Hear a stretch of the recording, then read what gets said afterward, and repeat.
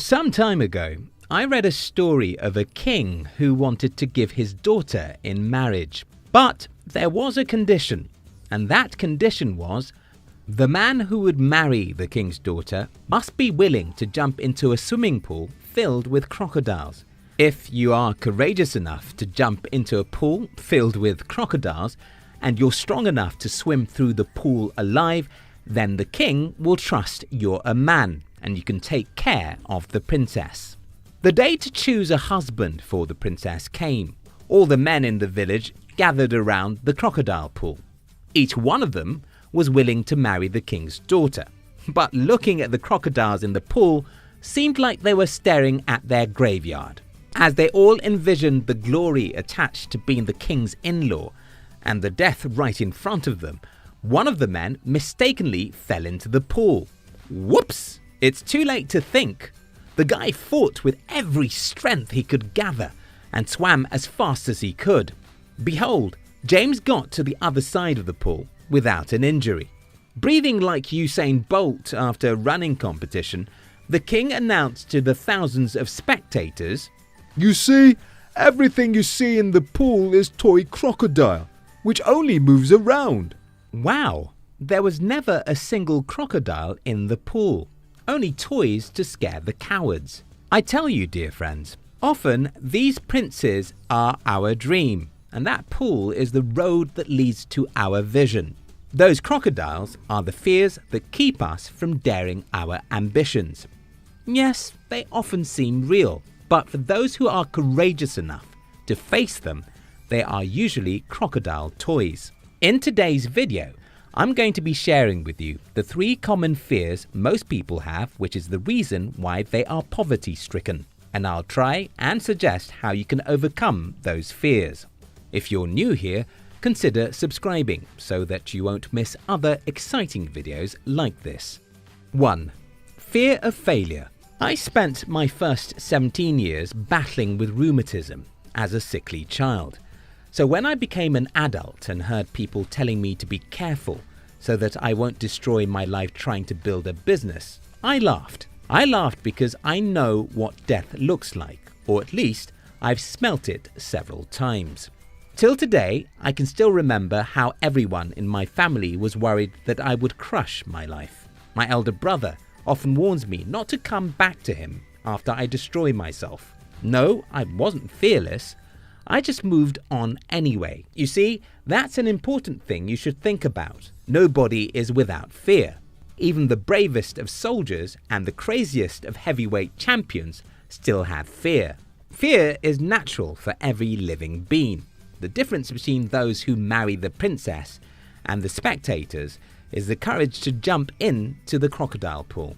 When people warned me that I could destroy my life because I stopped schooling, I knew they were right. When they told me to have a plan B, I knew they were reasonable. When my brother warned me that I could crash myself, I knew he was right. But regardless of what fear I felt, I knew that if I didn't jump into the crocodile pool, I couldn't marry the princess. There are no 2 ways to overcome the fear of failure than to fail. That's why Nike says, just do it. Just do it is the only single way to overcome the fear of failure. When you do it, you'll make mistakes and fail. If you do it again, you're likely going to make another mistake and fail. After a few failures, you start seeing the blessings that come with failure. Yes, you failed, but you've also learned and know what not to do the next time. If you continue in this process, at some point, you become unstoppable.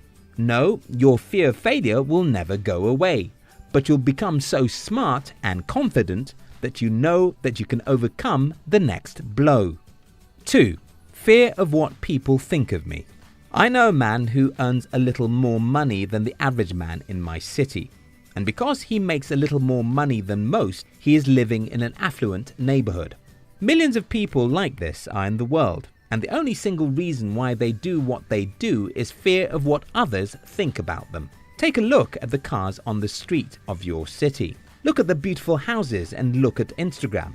Most of the things you see out there are not owned by the people who can afford them. These people want to look good because they want others to perceive them as being rich or having money. If you care too much about other people's opinions, you'll spend the money you don't have to impress the people who don't care about you, and you'll be miserable. You can have it for free in the future. What I mean is this: almost every luxury I have today are free because my assets bought them.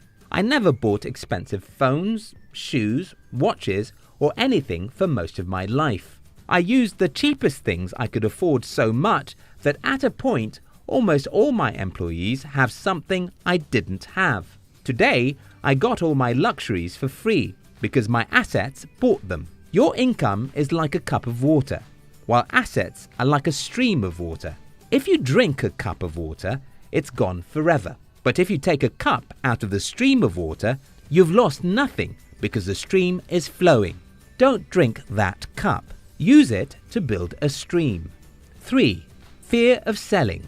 One day around the year 2011, I went into the city I was living with the singular aim of talking to someone who could invest in my business. That was a crazy idea, you know. You want to jump on the street and convince strangers who don't know you to invest in your plan. But I did it. I can't remember most of my experience that day, but I remember the guy who agreed to support me. I jumped into his office and politely asked for his time. I pitched him about my idea and asked him to support me. The young man looked at me and said, "Well, someone helped Mark Zuckerberg to build Facebook. Since I don't know what your idea can turn into, I'm going to help you anyway." Today I hear people say, nobody is willing to help you. Everybody is stingy. Most rich people are greedy. Well, you're not getting help because you're not asking enough people, because you're afraid of rejection. Yes, most people won't care, but someone will, and that is the only person you sometimes need. Those who become rich are not afraid of selling. The wealthy sell every day. They sell their product, services, or even their ideas. They pitched and asked for help. Yes, most times they get rejected, but they do know and believe that someone, somewhere, is waiting for them. And if they could endure enough rejection, they'll get the yes they need. The summary of this video is, your dream is like the king's daughter. You dearly want to marry her, but therein lies the crocodile pool you must go through. These crocodiles are your fears: the fear of failure, the fear of what people say, the fear of rejection. The good news is that the crocodiles in the pool are lifeless. If only you are courageous to jump into the pool, you come out from the other side as the in-law of the king. If this video makes sense to you, don't forget to subscribe to our channel. We love you.